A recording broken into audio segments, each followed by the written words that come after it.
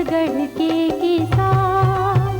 रसता है भुइया के गोठ संगी, भुइया के गोठ, भुइया के गोठ संगी, भुइया के गोठ, भुइया के गोठ संगी, भुइया के गोठ, भुइया के गोठ संगी, भुइया के गोठ। कार्यक्रम देखैया जम्मू दर्शक मला राम राम। दूध हमारे भारतीय भोजन के एक प्रमुख हिस्सा होते। दूध ला एक तो स्वाद बर पिथन, दूसरा सेहत के लिए भी बढ़िया होते, दूसरा आयुर्वेद में भी बहुत अच्छा पुष्टाई के माने गए हैं, और तीसरी चीज जतका मिठाई सिठाई बनते वो सब यही से बनते अधिकांश। और दूध के जतका भी दूध है, दही है, खोआ है, पनीर है, घी है, ये सब चीज़ ओकरे से बनते। आप मन देखे हो कि गर्मी के दिन में दूध ला सुरक्षित रखना बहुत एक बड़ी समस्या होते। घेरी बेरी उबाल थन ओला और जल्दी से उबाल लेथन ताज़ा ताज़ा, ताकि ओकर खराब झन होए, फटा झन। जे दिन में फ्रीज नहीं रहा है वो दिन में तो बहुत मुश्किल हुआ है। एक तो घेरी बेरी उबालना, संझा भी उबालना, पानी के ऊपर रखना, दूसर कई बार ले कूलर के ऊपर रखन। फिर आज के समय में हमन हाँ दूध चाहिए कहूँ तुरंत तो हमन ला किराना दुकान में मिल जाते, या दुग्ध संघ के जो दुकान है ओमा मिल जाते, और पाश्चुरीकृत ठंडा दूध मिलते। तो ये दूध कैसे ढंग के सुरक्षित थे, यही विषय ऊपर आज हमन बातचीत करबुन, दूध के पाश्चुरीकरण यही विषय ऊपर। और आज के हमारे पहुना विशेषज्ञ हैं डॉक्टर सुधीर उपरीत जी। एमन है अधिष्ठाता दुग्ध विज्ञान और खाद्य प्रौद्योगिकी महाविद्यालय रायपुर में। तो डॉक्टर साहब आपके बहुत बहुत स्वागत है हमारे कार्यक्रम में। और जैसे कि आज के विषय है दूध के पाश्चुरीकरण ऊपर, तो सबले पहले तो हम ही जानना चाहबो कि दूध के पाश्चुरीकरण का होते और कैसे करे जाते हैं। देखिए, दूध के पाश्चुरीकरण से तात्पर्य ये होता है कि इसे एक विशेष तापमान तक गर्म किया जाता है और उसके बाद में इसको एकाएक ठंडा किया जाता है। ऐसा करने से इसमें दूध में जितने भी रोग जनित जीवाणु होते हैं वो मर जाते हैं। कई बार दिमाग में आता है कि आखिरकार दूध को उबालने में और पाश्चुरीकरण के करने में क्या अंतर होता है। तो दूध को उबालने के लिए करीब करीब 100 डिग्री सेंटीग्रेड तापमान तक हम लोग दूध को गर्म करते हैं, जबकि पाश्चुरीकरण में करीब 71 डिग्री सेंटीग्रेड तापमान तक इसको गर्म किया जाता है। तो कम तापमान तक गर्म करने से फ़ायदा ये होता है कि इसमें जो भी विटामिन और उपयोगी तत्व होते हैं वे ख़त्म नहीं होते हैं, और उबालने से कुछ तत्व जो है वो ख़त्म हो जाते हैं। अच्छा। जबकि जिसका पर्पस से हम लोग दूध को उबालते हैं कि वो जीवाणु रहित हो जाए, वो काम 71 डिग्री सेंटीग्रेड के ऊपर भी हो सकता है। तो पाश्चुरीकरण की प्रक्रिया यही है। और पाश्चुरीकरण मुख्य रूप से एक महान वैज्ञानिक हुए हैं, फ्रांस के वैज्ञानिक थे। 18वीं सदी में उन्होंने एक प्रयोग करने के दौरान देखा कि जब उन वाइन को उन्होंने गर्म किया और गर्म करने के बाद में कुछ देर के लिए उन्होंने अपनी प्रयोगशाला में छोड़ दिया, तो इस गर्म करने के बाद भी वो जो वाइन है वो खराब नहीं हुई। अच्छा। और उन्हीं के सम्मान में ये प्रक्रिया को पाश्चुरीकरण की प्रक्रिया कहा जाता है। अच्छा, तो पाश्चुरीकृत दूध ला कतका दिन ले सुरक्षित रखे जा सकते और कतका भरोसा की प्रक्रिया होते एक बारे में बताते हैं। देखिए, जहाँ तक भरोसे का सवाल है, भरोसा तो इस दूध के ऊपर हम लोग बहुत कर सकते हैं, क्योंकि पाश्चुरीकरण करने का उद्देश्य यही है कि हम लोग दूध को कैसे बच्चों के लिए, बूढ़ों के लिए, अपने आप के लिए कैसे सुरक्षित बनाएं। पाश्चुरीकरण दूध में बहुत सारे माइक्रो ऑर्गेनिज्म या कीटाणु या बैक्टीरिया, ये विभिन्न माध्यमों से उसमें आते हैं। कुछ जीवाणु ऐसे होते हैं जो कि यदि जानवर में कोई बीमारी है तो उससे आते हैं। कुछ ऐसे होते हैं जो कि बाहर के हवा, पानी और धूल से आते हैं। और कुछ ऐसे भी जीवाणु होते हैं जो कि दूध को जब हम लोग एक स्थान से दूसरे स्थान लेके जाते हैं तब वहाँ पे भी उस दौरान पे आ जाते हैं। या जो डब्बा है, ये डब्बा है, वो यदि ठीक से सफाई नहीं हुई है तो उसमें वो हो सकते हैं। गाय के या जो भी पशु से हम दूध लेते हैं वो साफ सुथरा नहीं है। बिल्कुल, कई बार माटी गोबर भी लग जाता है। बिल्कुल बिल्कुल। तो ऐसे जो हानिकारक बैक्टीरिया हैं इनसे बहुत तरीके की बीमारियां हम लोगों तक पहुंच सकती है और इसके लिए आवश्यक है कि इनको ख़त्म किया जाए। तो पाश्चुरीकरण इस हिसाब से बहुत भरोसेमंद है। आपने एक प्रश्न और पूछा कि आखिरकार इस दूध को कितने समय तक रख सकते हैं। तो दूध को रखना तो आपको कम तापमान पर ही पड़ेगा पाश्चराइजेशन को, लेकिन इसको आप करीब करीब 20 दिन तक आप इस दूध को रख सकते हैं। इन 20 दिनों में दूध खराब नहीं होगा। 20 दिनों में, इन दिनों के दौरान उसमें दूध की जो ताजगी है वो भी बनी रहेगी और इसमें दूध के जितने भी उपयोगी तत्व हैं वे भी उस दूध में बने रहेंगे। अच्छा, आजकल एक और चीज़ आती है टोन्ड मिल्क जो ना थे, जो ना फ्रीज में भी रखे की जरूरत नहीं होला। टोन्ड मिल्क के साथ में एक शब्द है UHT टोन्ड मिल्क। अच्छा। टोन्ड मिल्क असल में दूध में कितना वसा का प्रतिशत है, कितना वसा रहित पदार्थों का प्रतिशत है, उसके आधार पर डिसाइड किया जाता है। और जिस दूध को हम लोग कहते हैं कि उसको फ्रिज में रखने की ज़रूरत नहीं है, वो असल में स्टेरिलाइज्ड मिल्क होता है या UHT मिल्क होता है। जी। तो फिर ओला कितना दिन तक के उपयोग कर सकता है ना अपन? उस वाले दूध को तो जब तक आपने पैकेट यदि जब तक नहीं खोला है तब तक आप उसको बगैर तापमान के 1 वर्ष तक भी सुरक्षित रख सकते हैं। तो एक कही सकते हैं कि दूध के भंडारण के विषय में एक क्रांति महसूस कर सकता है। बिल्कुल बिल्कुल। तो जैसे कि हम एक छोटे शहर में रहते हैं तो वहाँ तो शुद्ध दूध मिली जाते, जे लेकर बार माँ के दूध पूरा नहीं पूरे वो लेकर मतलब हम वही दूध ला देते हैं। फिर कहूँ बड़े शहर मन में ऐसे डेयरी नहीं हो तीर्थखार में तो उमन हाँ पैकेट वाला दूध ला ही लेकर मतलब पियाते, तो वो कतका सुरक्षित होते और का ओला देना सही रही थे लेकर मतलब? बिल्कुल, इस दूध को देना बहुत सुरक्षित है क्योंकि जब हम लोग खुला दूध लेते हैं तो हमें पता नहीं है कि वो दूध कहाँ से आ रहा है, कैसे आ रहा है, या कोई जो इस दूध को हम लोग ले रहे हैं वहाँ के उसके जानवर को कोई बीमारी तो नहीं है।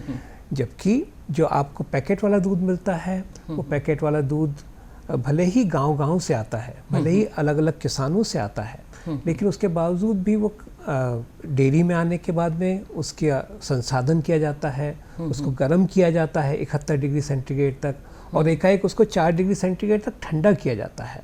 तो उससे जितने भी उसमें रोग जनित जीवाणु हैं वो सभी मर जाते हैं। अच्छा। इससे सुरक्षित तो खुले हुए दूध से ये ज़्यादा ही है।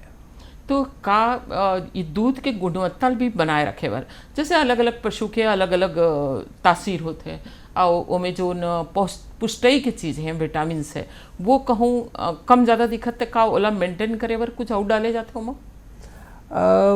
देखिए, दूध में ना मुख्य रूप से वसा और वसा रहित दुग्ध वसा रहित सॉलिड्स को जो ठोस कहते हैं, ठोस हैं, उनको ही बस मेंटेन किया जाता है। इस प्रक्रिया को हम लोग एक सामान्य तौर पे मानकीकरण कहा जाता है। लेकिन इसके अलावा इसमें को अलग से सिर्फ विटामिन डाला जाता है, बाकी और कोई चीज़ नहीं डाली जाती। अच्छा, विटामिन डाले जाते हैं? विटामिन कुछ दूध में कुछ 40 उसी को फोर्टिफाइड मिल्क कहते हैं, उसमें इसको डाला जाता है क्योंकि इस प्रक्रिया के दौरान कुछ विटामिन का नुकसान होता है, विटामिन कुछ लॉस हो जाता है, तो इसके लिए उसको डाला जाता है। अच्छा, कई बार हम अपन खान पान की चीज़ में बहुत शुद्धता के बात करते हैं, शुद्धता सोचथन की जो भी खाते हैं वो शुद्ध हो करके। घी बहुत बड़े ऐसे चीज़ होते हैं जिनमें बहुत जल्दी भरोसा नहीं हुआ है। तो आजकल मैं देखे हूँ कई जन गृहिणीवन से बात करवे तो पता चलते कि ओमन है जन बाजार में मिलते मक्खन ओला गरम करके घी बनाते, तो ये करना सही रहते और कत्ता शुद्ध रहते मक्खन? देखिए, वैसे तो आदमी के लाभ या ज़्यादा फ़ायदा कमाने की मानसिकता ने बहुत सारी चीज़ों को तो अपमिश्रित कर ही दिया है। अच्छा। बड़ा मुश्किल होता है कभी कभी ये लेना कि या ये विश्वास करना कि ये चीज़ शुद्ध है कि नहीं। लेकिन फिर भी कुछ गृहिणी जो इस बात से करती हैं कि बाज़ार से मक्खन खरीदती हैं और मक्खन से फिर घी बनाती हैं, तो वो इस हिसाब से तो वो ठीक है कि वो लोग मतलब भरोसा के साथ पूरा विश्वास से कर लेना क्योंकि चाहिए। कुछ घी आप लोगों ने पेपरों में पढ़ा ही होगा कि कुछ लोग इतने बड़े बड़े वैज्ञानिक भी हो गए हैं जो कि डेयरी के बगैर भी और दूध के बगैर भी वो लोग घी भी बना पा रहे हैं। अब ये घी कहाँ से ला रहे हैं उसके बारे में अभी हम लोग बात नहीं करेंगे तो ज़्यादा अच्छा ही होगा। अच्छा, पर जहाँ भरोसा है वो काम करें। वो काम ज़्यादा करे, जिसमें कि मक्खन आपने कहा, हाँ। मक्खन है, मक्खन से उन्होंने घी बनाया, बहुत अच्छी बात है ना, क्योंकि सामान बाजार में घी कई तरीके का बहुत ज़्यादा अपमिश्रित घी भी आ रहा है। और सबसे अच्छा ये है कि अपन हाथ में बनान, खुद मलाई जमा के, और वो बहुत अच्छा तरीका बिल्कुल, होता है। अच्छा, एक चीज़ हम और जानना चाहबो कि पाश्चुरीकरण में का कोनो तरह के केमिकल के उपयोग होते? नहीं, पाश्चुरीकरण के दौरान कोई भी केमिकल का उपयोग नहीं होता है, क्योंकि जो हम लोगों के food safety and standard authority है FSSAI, उसकी तरफ से बहुत ही क्लिष्ट नियम बनाए हुए हैं, और उसके हिसाब से किसी भी दूध में या किसी भी खाद्य पदार्थ में कोई भी प्रिजर्वेटिव या कोई भी केमिकल डालना संभव नहीं है। अच्छा, एक चीज़ और जानना है कि हमार जो बड़े दुग्ध व्यवसायी है, जिमन अपन खुद के ही बड़े संयंत्र स्थापित करना चाहें, तो ये पाश्चुरीकरण पर ओमन ला का करना चाहिए?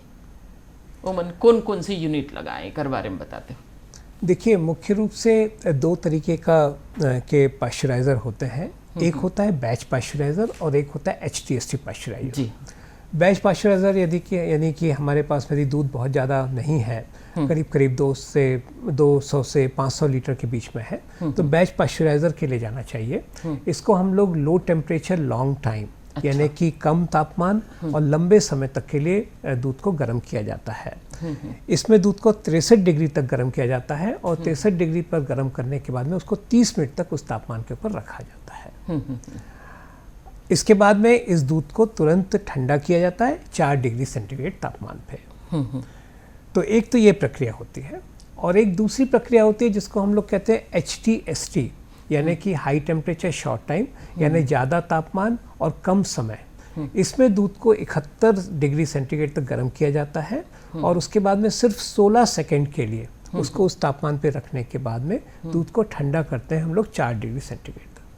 इस पूरी प्रक्रिया में इन दोनों जो मैंने विधियाँ बताई, इन दोनों विधियों में ये जो थर्मल शॉक लगा, यानी पहले एक का एक गर्म और फिर एक का एक ठंडा, तो एक जो झटका लगा, उस झटके से जो रोगजनित जीवाणु है वो बंद हो जाते हैं। अच्छा। सामान्य तौर पे इसके लिए बाजार मतलब बहुत सारे ऐसे इक्विपमेंट अवेलेबल हैं। बैच पाश्चराइज़र कहते हैं हम लोग उनको प्लेट हीट एक्सचेंजर कहते हैं। अच्छा। तो ये सब बाजार में उपलब्ध होते हैं। कुछ स्पेसिफिक विशिष्ट डेयरी के मैन्युफैक्चरर हैं डेयरी इक्विपमेंट के, जो कि इन इक्विपमेंट्स को बनाते हैं। अच्छा, तो वो सब चीज़ यहाँ छत्तीसगढ़ में उपलब्ध हो सकता है?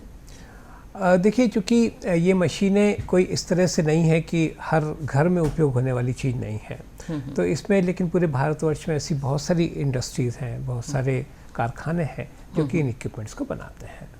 अच्छा। अच्छा, कई बार कहा होते कि दूध के व्यवसाय में जतका भी है एकर सामने मुख्य ये होते, एक तो ताज़ा चीज़ बेचिक चीज़ रहे हैं, और कहूँ बाजार नहीं मिलिस तो वो लोग भंडारित भी करके रखना चाहते। तो छोटे व्यवसायी मन का इसे करें कि दूध ला सुरक्षित रखे जा सके? देखिए, दूध को सबसे ज़्यादा सुरक्षित रखने का सबसे अच्छा तरीका तो ये है कि दूध के संकलन के बाद में उसको तुरंत ठंडा कर लिया जाए। तुरंत ठंडा, उबालने की जरूरत नहीं, उबालने की जरूरत नहीं है। उसको सबसे पहले ठंडा कर ले जाए। यदि ठंडा कर लेते हैं तो दूध जल्दी खराब नहीं होता। अभी भी हम लोगों के पास में जो दूध पूरे राज्य से एक जगह पे आता है, उसमें यही किया जाता है, पहले दूध जिस जगह पे इकट्ठा होता है वहाँ पे दूध को ठंडा कर लेते हैं, और उस ठंडे दूध को पाश्चराइजेशन के लिए हम लोग आगे डेयरी प्लांट में भेजते हैं। तो सबसे अच्छा तरीका तो यही है कि जो भी दुग्ध व्यवसायी हैं वो अपने दूध के निकलने के साथ ही उसको ठंडे करने की एक मशीन आती है जिसको बल्क मिल्क कूलर कहते हैं, उसमें दूध को ठंडा कर लें। डॉक्टर साहब, ये चर्चा हमारी फिर से जारी रही, फिर अब एक छोटे से विराम लेथन।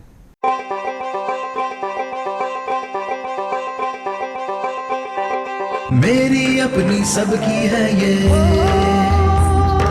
मेरी अपनी सबकी है ये, आज ही नहीं कल की है ये, अपने हक अधिकार दिलाती आपकी बातें, आपकी बातें, आपकी बातें, आपकी बातें, हर मुश्किल का हल है सुझाती, जीने की एक राह दिखाती, अंधियारे में राह दिखाती, आपकी बातें, आपकी बातें, आपकी बातें, आपकी बातें। देखना ना भूलें आपकी बातें हर गुरुवार शाम 6 बजे दूरदर्शन छत्तीसगढ़ पर। अब हमन फिर से आज के विषय ऊपर दूध के पाश्चुरीकरण यही विषय ऊपर बातचीत करते हैं। और डॉक्टर साहब हम ये जानना चाहबो कि हमारे जो आप बतात रहे हो कि छोटे व्यवसायी मन एक छोटे संयंत्र रख सकते करके, काबर कि फ्रिज के भी अपन एक सीमा होते है ना, तो बड़े शीत गृह ऐसे कमरा असन ला बना सकत है, ऐसे कह सकते हो। तो जो अपन ये है ट्रांसपोर्टेशन, हम एक जगह से दूसरा जगह लेके जाथन ठंडा येला, ओमे का सावधानी बरतना चाहिए? देखिए, गर्मी के दिन आ चुके हैं और इस दौरान तो दूध जिस भी बर्तन में ला रहे हैं या जिस भी कैन में लेके आ रहे हैं, उस कैन के बाहर के हिस्से को कपड़े से कवर कर दिया जाए और उस कपड़े को गीला रखा जाए ताकि दूध के अंदर का जो तापमान है वो ठंडा रहे। तो ये जो आपने शब्द बोला ट्रांसपोर्टेशन के दौरान, तो ट्रांसपोर्टेशन हम लोग कुछ इस तरह से कर सकते हैं। इसके अलावा कुछ ऐसी बाजार में ऐसी कैन भी आती हैं, जैसे जो थर्मस हम लोग जिसको कहते हैं, जिसमें कि तापमान जो है वो बना मेंटेन रहता है। तो दूध को इस तरह की कैन्स में भी यदि लेके आते हैं तो दूध का तापमान नहीं बढ़ेगा और दूध खराब नहीं होगा। तो ये आप मन अच्छा जानकारी दो। और सबले पहले तो ऐसे है कि ताज़ा चीज़ ला यदि हम कुछ उपभोक्ता के रूप में मतलब पहुंचाना है कहूँ हमार व्यवसाय, तो सबले पहले शुद्ध दूध ला बहुत जल्दी ग्राहक तक पहुंचना चाहिए। बिल्कुल, कम से कम समय में पहुंचना चाहिए। नहीं तो कई जन दूध वाला मतलब देखे ना हमन कि वो कपड़ा ला गीला करके ऐसे डब्बा में डाले रही, पर आजकल है समझ जाओ आपन बताए थे हिसाब से थर्मल जो कंटेनर आते वो बढ़िया अच्छा चीज हो सकते है। तो एक तो हमन ये जानना चाहो कि हमारे बहुत जन लड़का मन अपन खुद के व्यवसाय शुरू करना चाहते, दुग्ध के व्यवसाय, तो वो मतलब आप का कहना चाहते हो एक बारे में बताते हो? देखिए, दूध का व्यवसाय इस हिसाब से थोड़ा सा भारी पड़ता है कि ये 365 दिन का काम होता है।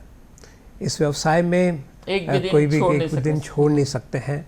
आपके घर के दुख हो, आपके घर पे शादी हो, लेकिन जानवर के हो तो दूध रोज देना ही देना है। तो जो भी युवा उसमें जानना चाहते हैं, उनको पहले इस बात को जरूर ही ध्यान रखना पड़ेगा कि ये व्यवसाय थोड़ा सा इस तरह का है, तो उसकी एक ऑल्टरनेट व्यवस्था अपने साथी के रूप में उसमें ज़रूर होना चाहिए। दूध व्यवसाय के रूप में व्यवसाय बहुत अच्छा है। इसको जितनी ईमानदारी से किया जाए, जितनी गुणवत्ता के साथ किया जाए, उसको किया जाना चाहिए। जितनी गुणवत्ता मेंटेन की जाएगी, आपको बाजार में उसकी दर भी मिलती है। लोग पैसा देने के लिए तैयार हैं। व्यवसाय के रूप में एक तरह से कहा जा सकता है कि कैश है। आपने दूध बेचा, आपका पैसा खड़ा होता है ना, और लगातार दूध की मांग तो बढ़ती ही जा रही है और दूध उत्पादों की मांग भी बहुत ज़्यादा है। इसके लिए कभी भी आपको बहुत बड़ा बाजार ढूंढने की आवश्यकता नहीं है, हमेशा बाजार इसके लिए उपलब्ध है। खबर कि हर आदमी के उपयोग की चीज़ है। बिल्कुल बिल्कुल बिल्कुल। तो आप अच्छा जानकारी दो। अच्छा, एक चीज़ हम जानना चाहो कि हमारे स्वास्थ्य के लिए जैसे शुद्ध दूध है, तो ये कहूँ हम एक ऊपर डिपेंड हैं पाश्चुरीकृत दूध पर, तो वो कतका सुरक्षित हो ही एक बारे में बताते हो? स्वास्थ्य के लिए जैसा मैंने शुरू में ही बताया कि दूध में बहुत सारे रोग जनित जीवाणु होते हैं। अब इन रोग जनित जीवाणु को यदि हम लोग पाश्चराइजेशन के रूप में या पाश्चराइजेशन यदि ख़त्म कर देते हैं, तो ये दूध हम लोग के स्वास्थ्य के लिए बहुत लाभदायक होता है। क्योंकि हमारे शरीर में कोई भी ऐसे जीवाणु, ऐसे कीटाणु नहीं जाते हैं जो कि कोई रोग उत्पन्न कर सकें। तो जहाँ तक पाश्चुरीकृत दूध का सवाल है, ये उपभोग के लिए बहुत ही सेफ है, बहुत ही सुरक्षित है, और इस दूध को पीने से किसी भी तरह की बीमारियां होने की संभावनाएं कम हो जाती हैं। मतलब अपन मन से ये कुछ दिमाग में है कि नहीं भाई ये तो शुद्ध दूध है, पैकेट वाला दूध है। कई जन मन टेस्ट किसी थी चाय भी पीना पसंद नहीं करे, है ना, तो वो अपन दिमाग से निकाल देना चाहिए। ऐसे सोचना। अच्छा, बाजार में अलग अलग रंग के दूध आते हैं पैकेट, तो वो में का अंतर होते, वो कैसे होते, वो एक बारे में बताते हो? बाजार में बहुत तरीके के दूध हैं जिसको कि हम लोग कहते हैं, आपने शुरू में कहा था टोन्ड मिल्क, एक डबल टोन मिल्क, इसी तरह से एक होता है स्टैंडर्ड मिल्क और एक होता है फुल क्रीम मिल्क। तो जो बाजार में आपको थैलियाँ जो अलग अलग रंग का जिससे प्रिंटेड रहता है या उसमें मुद्रण रहता है, वो इन्हीं 4 तरीके के दूधों को अलग करने के लिए वो अलग अलग कलर के बनाए जाते हैं। आप कभी ध्यान से देखेंगे तो एक ही कंपनी का जो दूध है वो शायद हरे रंग में भी आएगा, दूसरा लाल रंग में भी आएगा, तीसरा ऑरेंज में भी आएगा और नीले रंग में भी आ सकता है। और जब उनको और ध्यान से देखेंगे तो उसके अंदर जो दूध है वो टोन्ड हो सकता है, डबल टोन्ड हो सकता है, स्टैंडर्ड हो सकता है, फुल क्रीम हो सकता है। अब आप पूछेंगे कि ये टोन्ड और डबल टोन में क्या अंतर है? तो टोन में दूध में वसा की मात्रा 1.5% होती है। अच्छा। और वसा रहित ठोस की मात्रा 9% होती है। मुख्य रूप से इस दूध का उपयोग हम लोग चाय बनाने के लिए कर सकते हैं, क्योंकि वहाँ पे हम लोगों को सिर्फ सफ़ेदी चाहिए होती है।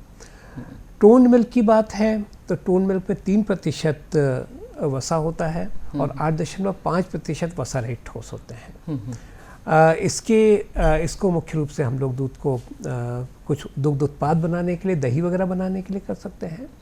जो लोग दूध पीने के शौकीन होते हैं, जो दूध पीना चाहते हैं, तो उनके लिए स्टैंडर्ड मिल्क है जिसमें कि ज़्यादा वसा यानी कि 4.5% या फुल क्रीम मिल्क जिसमें कि 6% वसा वो होता है। तो इस तरह से ये जो अलग अलग आप अपनी आवश्यकता के अनुसार इन दूध को ले सकते हैं। अच्छा। इन दूधों की, इन पैकेटों की कीमत भी कम होती है, कीमत भी अलग अलग होती है। जी हाँ, क्योंकि हमारे देश में ऐसे कई लोग होते हैं जिनकी अपनी उस चीज़ को अफोर्ड करने की अपनी अपनी क्षमताएं होती हैं। कोई लोग बहुत महंगा दूध भी ले सकते हैं, वो दूध पीना चाहते हैं। कोई लोग ऐसे भी होते हैं जो कि सिर्फ दूध को चाय के लिए यूज़ करना चाहते हैं, तो वो लोग चाय या दही के लिए, तो उसके लिए वो tone milk, double tone milk का उपयोग कर सकते हैं। अच्छा, छोटे लेकर कौन सा दूध पिलाना चाहिए? छोटे बच्चों को पाश्चरीकृत दूध और आजकल गाय के दूध के नाम से ही पैकेट आने लगा है, तो आप गाय के दूध को उपयोग कीजिए। गाय के दूध को बच्चों को दिया जा सकता है। अब एकदम सुरक्षित है। वो सुरक्षित है। अच्छा, जे मतलब घी भी बनाना है, घर के उपयोग में तमाम तरह के उपयोग होते हैं, तो वो लोग कौन सा दूध उपयोग करना चाहिए? जिनको घी बनाना है उनको full cream milk, full cream वाला जो मिल्क है, क्योंकि उसमें 6% वसा है। यानी आप यदि उसमें से आप महीने भर में यदि 100 किलो दूध लेते हैं तो उसमें से करीब 4 से 4.5 किलो वसा यानी घी निकल सकता है। अच्छा। तो इसके लिए जो लोग घी बनाने के लिए दूध वो करना चाहते हैं उनको फुल क्रीम मिल्क को लेना चाहिए। तो ये कह सकते हैं कि अपन उपयोग के मुताबिक दूध के पैकेट के चुनाव करें और वही हिसाब से हम पैसा भी खर्चा करें। बिल्कुल, है ना? बिल्कुल, ऐसे लगते हैं। अच्छा, एक चीज़ हम और जानना चाहबो कि जो ये दूध है व्यावसायिक उपयोग होते, कहूँ एकर खोआ वगैरह भी बनते, तो वो कैसे ढंग के कौन सा दूध उपयोग करना चाहिए? जो व्यावसायिक, पनीर है। हाँ, देखिए, अधिकतम खोआ बनाने के लिए या पनीर बनाने के लिए हम लोग का मुख्य उद्देश्य होता है कि कैसे हम लोग को अधिकतम यील्ड मिल सके, कैसे हम लोग 1 लीटर दूध से अधिक पनीर या अधिक से अधिक खोआ करें। तो इसके लिए सामान्य तौर पे भैंस के दूध का उपयोग किया जाता है। तो भैंस के दूध को यदि अपन उपयोग करेंगे तो उसमें आपको ज़्यादा खोआ मिलेगा और ज़्यादा पनीर भी मिलेगा। हाँ। कई बार का होते कि जब हम बाजार से पनीर लेते हैं वो उसका उसमें घी नहीं दिखे, पर घर में बनावे तो बहुत ज़्यादा घी हो जाते हैं, तो वो काकसती ऐसे होते? एक प्रक्रिया है, उसको कहते हैं होमोजेनाइजेशन, जिसमें कि दूध को एक हाई प्रेशर पे से पास किया जाता है, तो उसके दूध के अंदर का जो वसा है वो छोटे छोटे टुकड़ों में टूट जाता है। ठीक है। इसके कारण से जब बाजार का दूध लेते हैं तो उसमें आपको लगता है कि उसमें घी नहीं है या उसमें वसा नहीं है, जबकि वसा होता है। अच्छा। तो होमोजेनाइज्ड मिल्क यदि होता है तो उसमें वसा, मतलब आपको इस तरह से घी नहीं दिखेगा, और जब होमोजेनाइज नहीं होगा तो उसमें घी दिखेगा। तो आज आपने बहुत अच्छा जानकारी दे दूध के पाश्चरीकरण के लिए, और बहुत सारा भ्रांति भी मुझे सोचता हूँ कार्यक्रम देख के लोगन के मन से उठ गई सही। तो आप लोग बहुत बहुत धन्यवाद। राम राम। हमारे किसान भाई मन देखे और जोन उपयोग करथन दूध, यह मन देखे कि आज डॉक्टर साहब बहुत अच्छा जानकारी दीने, और बिल्कुल ध्यान में रख के दूध के उपयोग ला सोचो, और दुग्ध के व्यवसाय बहुत अच्छा व्यवसाय हरे, और आप मनील कर सकत हो। और दूध के जो वितरण है ओला सुरक्षित रखना है, ये हा कोई बहुत बड़े समस्या नहीं है आज के समय में। तो ओला वैज्ञानिक तरीका से सुरक्षित रख के आप मन हाँ एकर व्यवसाय में आ सकत हो। तो अब आप मन ला कार्यक्रम कैसे लगिस ये हमला जरूर लिख के भेजो। हमार मेल आईडी है सोशल मीडिया ddkraipur@gmail.com। और आप मन हमार कार्यक्रम ला सोशल मीडिया के और भी दूसर माध्यम में भी देख सकत हो। तो आप मन हमला अपना प्रतिक्रिया जरूर लिख के भेजो। और अवैया कार्यक्रम में फिर एक नया विषय लेके आवो। तब तक बर विदा दो। राम राम।